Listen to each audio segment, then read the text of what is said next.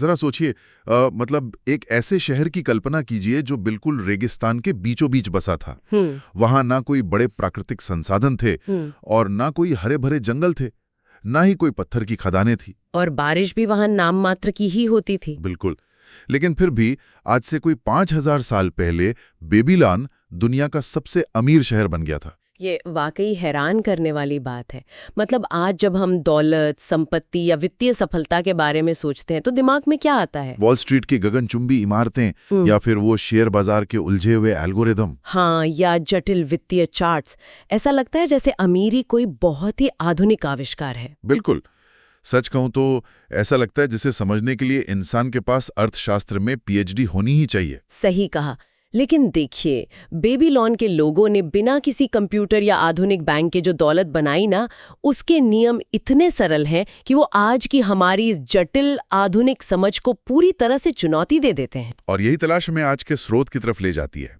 आज हम जिस स्रोत का गहराई से विश्लेषण कर रहे हैं वो है ancient wisdom for modern wealth, the Babylon principles. हाँ, जो कि जॉर्ज क्लेसन की प्रसिद्ध किताब the richest man in Babylon पर आधारित है। बिल्कुल। और इस विस्तृत चर्चा का मुख्य उद्देश्य ये समझना है कि अमीरी कोई जादू या किस्मत का खेल नहीं है।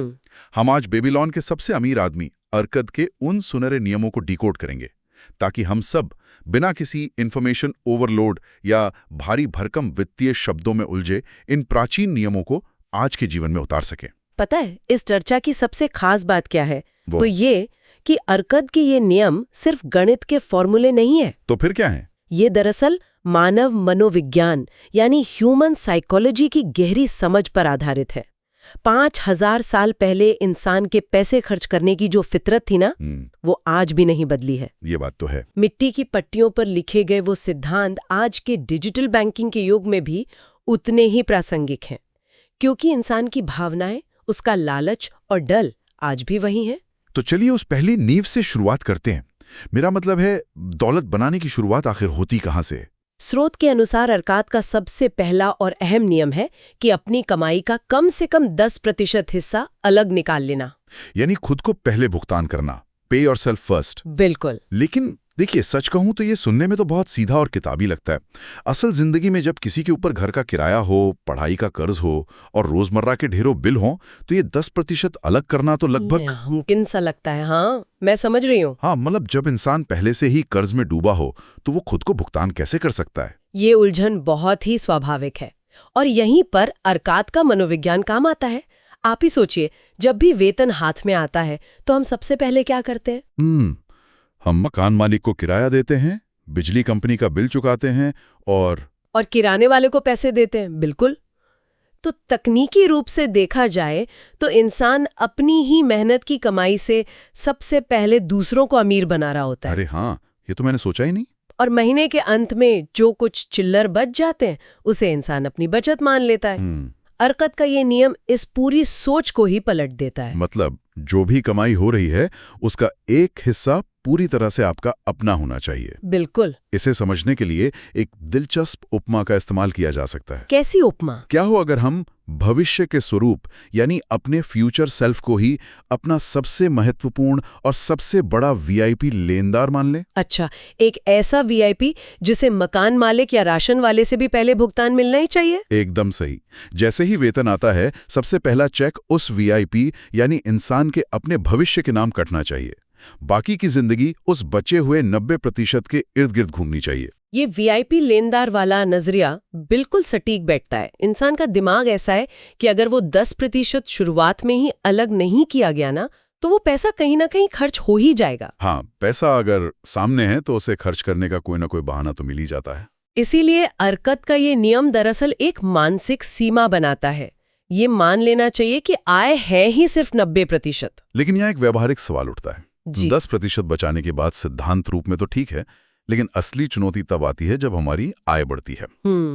ऐसा क्यों होता है कि जब कोई 10,000 कमाता है तब भी उसका गुजारा हो जाता है और जब वो 50,000 कमाने लगता है तब भी वो महीने के अंत में खाली हाथ ही रहता है? ऐसा अक्सर होता है। वेतन बढ़ती वो 90% भी कम पड़ने लगता है। ऐसा क्यों? इसका जवाब वित्त की दुनिया के एक बहुत ही मशहूर सिद्धांत में छिपा है, जिसे पार्किंसन का नियम कहा जाता है। पार्किंसन का नियम? हाँ, ये नियम कहता है कि आमदनी बढ़ते ही खर्चे भी अपने आप उसी अनुपात में बढ़ जाते हैं। अच्छा।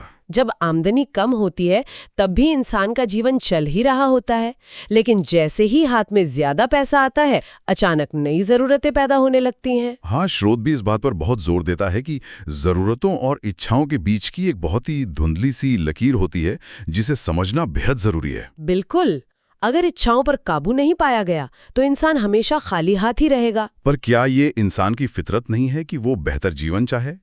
मेरा मतलब है, अगर किसी की पदोन्नति होती है तो क्या उसका एक बेहतर कार या अच्छे घर का सपना देखना गलत है? नहीं, सपना देखना तो बिल्कुल गलत नहीं है। इसे भौतिक विज्ञान के एक नियम से समझा जा सकता है। जैसे गैस को जिस बर्तन में डाला जाए वो फैलकर उसका पूरा आकार ले लेती है ना, वैसे ही खर्चे भी बढ़ी हुई आय का पूरा आकार ले लेते हैं। क्या बात है, बहुत अच्छी तुलना की आपने। तो फिर बिना खुद को वंचित महसूस किए ये रेखा कैसे खींची जाए? कोई कैसे तय करे कि पैसा बचाने की इस प्रक्रिया में जीवन का सारा आनंद ही खत्म ना हो जाए? यहीं पर वो 90% की सख्त सीमा एक जादू की तरह काम करती है। अरकात का ये बिल्कुल भी मतलब नहीं था कि इंसान अपनी सारी इच्छाओं को मार दे या एक तपस्वी की तरह जीवन जिए। बिल्कुल नहीं, वो बस ये कहता है कि जो भी इच्छाएं हैं उन्हें उस 90% की सीमा के भीतर ही पूरा करना है। हाँ। मनोविज्ञान के अनुसार जब संसाधन सीमित होते हैं ना, तो इंसान का दिमाग ज्यादा रचनात्मक हो जाता है। जब दिमाग को पता होता है कि खर्च करने के लिए केवल 90% ही उपलब्ध है, तो वो स्वतः ही अपनी प्राथमिकताओं को तय करने लगता है। ओह, यानी इंसान ये सोचने पर मजबूर हो जाता है कि कौन सा खर्च वास्तव में उसे लंबी खुशी देगा और कौन सा खर्च सिर्फ समाज में दिखावे के लिए है। बिल्कुल सही। तो ये 10% की कटौती असल में एक फिल्टर की तरह काम करती है। ये फालतू के खर्चों को बाहर निकाल देती है और सिर्फ उन्हीं चीजों पर खर्च करने की अनुमति देती है जो सच में मायने रखती हैं। हाँ, ये सिर्फ पैसे बचाने की बात नहीं है, बल्कि एक सचेत उपभोक्ता बनने की बात है। तो चलिए मान लेते हैं कि किसी ने अपनी इच्छाओं के गैस सिलेंडर पर ढक्कन लगा दिया, अपने वीआईपी लेनदार को 10% दे दिया और पैसा बचा लिया। ठीक है। तो क्या अब वो बेबीलोन का सबसे अमीर इंसान बन गया? क्योंकि केवल पैसा जमा करना तो एक ढेर बनाना हुआ ना। और ये एक बहुत ही महत्वपूर्ण पड़ाव है। तिजोरी में रखा हुआ पैसा सुरक्षित तो हो सकता है, लेकिन वो कभी साम्राज्य नहीं बना सकता। स्रोत बहुत ही खूबसूरत तरीके से समझाता है कि बचाया हुआ पैसा असल में उस बीज की तरह है जिसे अगर जमीन में बोया ना जाए तो वो कभी पेड़ नहीं बनेगा। बिल्कुल। धन की शुरुआत बचत से होती है, लेकिन उसकी असली ताकत निवेश में है। तो इसका मतलब है कि उस पैसे को काम पर लगाना होगा। स्रोत के शब्दों में कहें तो मेक दाई गोल्ड मल्टीप्लाई। हाँ। अक्सर हम बचाए गए धन को केवल एक सुरक्षा जाल की तरह देखते हैं जो बस किसी बुरे वक्त के लिए बैंक खाते में चुपचाप पड़ा रहे। लेकिन क्या ये नजरिया थोड़ा सीमित नहीं है? बहुत सीमित है। क्या हमें हर बचाए गए रुपए को एक कर्मचारी की तरह नहीं देखना चाहिए? बिल्कुल देखना चाहिए। एक ऐसा असाधारण कर्मचारी जो बिना थके, बिना कोई छुट्टी लिए और बिना किसी शिकायत के दिन रात काम करता है। ये असाधारण कर्मचारी वाला जो उदाहरण है ना, ये इस तंत्र को बहुत अच्छे से समझाता है। उस 10% हिस्से को ऐसी जगह निवेश करना चाहिए जहां से कंपाउंडिंग यानी चक्रवृद्धि ब्याज का फायदा मिले। हाँ, कंपाउंडिंग का सीधा सा अर्थ है कि न सिर्फ मूलधन पैसा कमाता है, बल्कि उस धन से मिलने वाला ब्याज भी आगे चलकर नया पैसा कमाता है। इसे ऐसे देखा जा सकता है कि वो असाधारण कर्मचारी अपने ही जैसे और कर्मचारियों को जन्म देते हैं और फिर वो सब मिलकर एक सेना की तरह आपके लिए काम करने लगते हैं। क्या बात है। और जब इंसान सो रहा हो, छुट्टी पर हो या कुछ और कर रहा हो, तब भी उसका पैसा उसके लिए संपत्ति का निर्माण कर रहा होना चाहिए। बेबीलोन के लोगों ने समझा था कि असली अमीरी पैसे के ढेर में नहीं, बल्कि पैसे से आने वाली आय के प्रवाह में है, जिसे आज हम इनकम स्ट्रीम कहते हैं। ये सेना वाली बात मुझे बहुत रोमांचक लगती है। दौलत की एक पूरी सेना जो लगातार काम कर रही है। हाँ।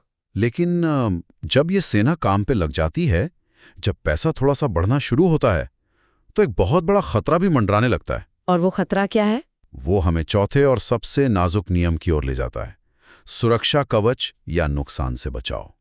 क्योंकि धन को बढ़ाना जितना जरूरी है, उसे बचाए रखना उससे भी कहीं ज्यादा मुश्किल है। मैं पूरी तरह सहमत हूं। ये इंसान की एक और बड़ी कमजोरी है। जब थोड़ा पैसा इकट्ठा हो जाता है और वो बढ़ते हुए दिखता है, तो सबसे बड़ा प्रलोभन रातों रात अमीर बनने का होता है। हाँ, कोई ऐसी जादुई स्कीम या कोई नया ट्रेंड जहां रातों रात पैसा 2 गुना हो जाए? बिल्कुल, लेकिन स्रोत बहुत साफ शब्दों में चेतावनी देता है कि निवेश करते समय हमेशा मूलधन को सुरक्षित रखना चाहिए। खतरे और मुनाफे के बीच का संतुलन समझना बहुत जरूरी है। इसके लिए अरकाद एक बहुत ही गहरी और दिलचस्प कहावत का इस्तेमाल करता है ना? हाँ, वो कहावत है, ईंट बनाने वाले से सोने की सलाह लेना बेवकूफ़ी है। ईंट बनाने वाले से सोने की सलाह, वाकई ये कहावत आज के समय में भी बहुत कुछ कह जाती है। इसके पीछे का तर्क बहुत ही साफ है। अगर किसी को सोने के आभूषणों में निवेश करना है तो उसे सुनार के पास जाना चाहिए। बिल्कुल। अगर कोई ये सलाह किसी ईंट बनाने वाले से लेता है, चाहे वो ईंट बनाने वाला इंसान कितना भी समझदार या अच्छा दोस्त क्यों ना हो, तो ये उस व्यक्ति की सबसे बड़ी बेवकूफ़ी होगी। निवेश हमेशा उस क्षेत्र के विशेषज्ञों की सलाह से ही करना चाहिए। अगर हम इस प्राचीन ज्ञान को आज के चश्मे से देखें तो ये ईंट बनाने वाला आज कौन है? कौन है, बताइए? आज के डिजिटल युग में हम देखते हैं कि लोग अक्सर प्रमाणित और अनुभवी वित्तीय विशेषज्ञों की सलाह लेने के बजाय सोशल मीडिया इन्फ्लुएंसर्स या अपने रिश्तेदारों से निवेश की सलाह लेते हैं, या फिर ऑफिस के दोस्तों से। हाँ, कोई दोस्त जो शायद कोडिंग में बहुत अच्छा हो, वो रातों रात शेयर बाजार या किसी नई डिजिटल करेंसी का विशेषज्ञ बन जाता है और लोग अपनी सालों के मेहनत की कमाई उस सलाह पर दांव पर लगा देते हैं। ये आज के समय की सबसे बड़ी विडंबना है। आप ही सोचिए, जब शरीर बीमार पड़ता है तो इंसान सीधा किसी विशेषज्ञ डॉक्टर के पास जाता है। हाँ, कोई भी अपने दांत का इलाज किसी मैकेनिक से तो नहीं करवाता, बिल्कुल नहीं। लेकिन जब बात भविष्य की सुरक्षा और सालों की मेहनत की कमाई की आती है, तो अचानक लोग किसी भी ऐसी व्यक्ति की बात सुन लेते हैं जो बड़े बड़े दावे करता है। अरकाद का ये नियम हमें एक कड़वी सच्चाई याद दिलाता है कि जिस व्यक्ति ने खुद सफलता से संपत्ति का निर्माण नहीं किया है या जो उस क्षेत्र का विशेषज्ञ नहीं है, उसकी सलाह पर कभी भी अपने मूलधन को खतरे में नहीं डालना चाहिए। सही बात है। रातों रात अमीर बनने की कोशिश अक्सर रातों रात गरीब बनने का सबसे तेज रास्ता होती है। ये एक बहुत ही अहम चेतावनी है। तो अब तक की तस्वीर कुछ ऐसी बनती है, पहले 10% की बचत से अपने भविष्य को भुगतान करो, फिर पार्किंसन के नियम को मात देते हुए 90% में अपनी इच्छाओं को काबू करो। उस 10% की सेना को कंपाउंडिंग के जरिए काम पर लगाओ और उसे गलत लोगों की सलाह से बचाकर सुरक्षित रखो। तो क्या अमीरी का ये चक्र यहीं पूरा हो जाता है? लगभग पूरा हो जाता है, लेकिन दौलत के इस इंजन को सबसे तेज गति से चलाने के लिए एक अंतिम और सबसे शक्तिशाली कदम अभी बाकी है। वो क्या है? जब मौजूदा आय सुरक्षित हो जाती है और सही जगह निवेशित हो जाती है, तो अपनी संपत्ति के साम्राज्य को तेजी से बढ़ाने का सिर्फ एक ही तार्किक तरीका बचता है, आय के उस स्रोत को ही बड़ा कर देना, जिसे स्रोत कहता है increase the ability to earn, यानी अपनी खुद की कमाने की क्षमता को बढ़ाना। इसका मतलब है कि सबसे बड़ा निवेश किसी बाजार में नहीं बल्कि खुद पर किया जाता है। बिल्कुल। यही बात स्रोत भी समझाता है। कोई भी इंसान अपनी स्किल्स, अपने कौशल पर जो निवेश करता है, वो सबसे ज्यादा रिटर्न देता है। बेबीलोन के समय में भी जो कारीगर अपने काम में सबसे माहिर होता था, जो नए औजार चलाना सीखता था या नए डिजाइन्स बनाता था, उसे हमेशा दूसरों से ज्यादा पैसे मिलते थे। और आज के दौर में भी यही सच है। अगर बाजार गिरता है तो बैंक में रखा पैसा कम हो सकता है, निवेश डूब सकता है, लेकिन किसी इंसान का ज्ञान, उसकी क्षमता और उसका हुनर उससे कोई नहीं छीन सकता। एकदम सही बात है। यहाँ एक बहुत ही खूबसूरत बात उभरकर सामने आ रही है। ये 5वां नियम धन कमाने की पूरी प्रक्रिया को सिर्फ एक नीरस गणितीय फॉर्मूले या स्प्रेडशीट के खेल से बाहर निकाल देता है। हाँ, अक्सर लोग सोचते हैं कि दौलत बनाना मतलब सिर्फ बजट बनाना और कैलकुलेटर पर नंबर जोड़ना है। लेकिन ये नियम इसे व्यक्तिगत विकास और निरंतर सीखने की यात्रा में बदल देता है। बिल्कुल। इंसान सिर्फ अपना बैंक बैलेंस नहीं बढ़ा रहा होता है, बल्कि वो खुद को एक बेहतर, अधिक कुशल और समाज के लिए अधिक मूल्यवान व्यक्ति बना रहा होता है। और ये इस पूरे सिद्धांत का सबसे सशक्त पहलू है। अगर कोई व्यक्ति लगातार नई चीजें सीख रहा है, अपनी उपयोगिता बढ़ा रहा है, तो उसकी आमदनी का बढ़ना तय है। हाँ। और जब आमदनी बढ़ेगी तो उसका वो 10% का हिस्सा भी आकार में बड़ा हो जाएगा। जब निवेश करने के लिए बड़ी रकम मिलेगी तो कंपाउंडिंग का वो इंजन और भी तेज गति से काम करेगा। ये तो एक ऐसा सकारात्मक चक्र बन जाता है जो इंसान को वित्तीय और व्यक्तिगत दोनों रूपों में समृद्ध बनाता है। बिल्कुल एक पॉजिटिव लूप की तरह। तो अगर हम इस पूरे ऐतिहासिक सफर और इस विस्तृत चर्चा का सार निकालें तो वो क्या होगा? पूरी चर्चा का निष्कर्ष बहुत सीधा है। अमीरी कोई छुपा हुआ रहस्य नहीं है। अर्कद के ये बेबीलोन के सिद्धांत हमें दिखाते हैं कि दौलत निर्माण एक बहुत ही बुनियादी प्रक्रिया है।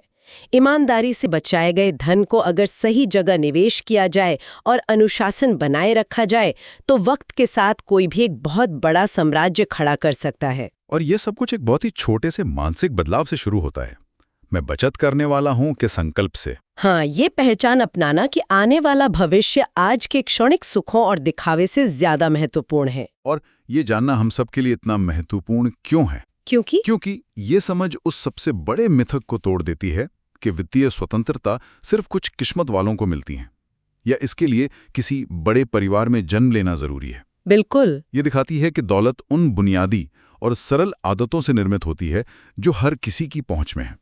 इसके लिए कोई विरासत में मिली संपत्ति या लॉटरी की जरूरत नहीं है। ये एक बहुत ही लोकतांत्रिक और निष्पक्ष प्रक्रिया है।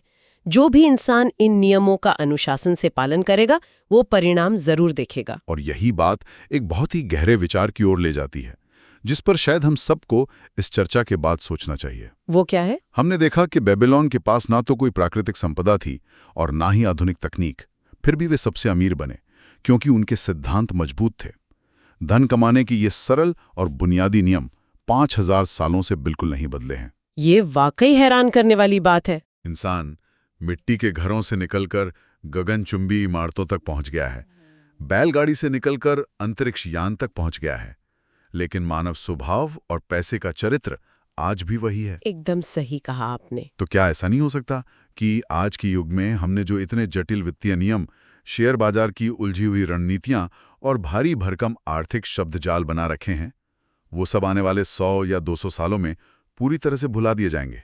बहुत संभव है। क्या ये संभव है कि इस आधुनिक और तेज डिजिटल युग में हम दौलत बनाने की इस स्वाभाविक और सरल प्रक्रिया को बिना वजह जरूरत से ज्यादा उलझा रहे हैं? हम अक्सर सोचते हैं कि बड़ी सफलता के लिए रास्ता भी बहुत मुश्किल होना चाहिए, और शायद इसीलिए हम सरलता को स्वीकार करने से घबराते हैं। हम वापस उसी रेतीले मैदान में खड़े हैं। बेबीलोन के वे भव्य महल और सोने से भरे बाजार आज खंडर हो चुके हैं। वे सारी दीवारें समय की धूल में मिल गई हैं। बिल्कुल। लेकिन हवा में उड़ती हुई उस धूल के बीच अगर कोई चीज आज तक जिंदा है, सबसे सुरक्षित है, तो वो वहां का सोना नहीं है। तो क्या है?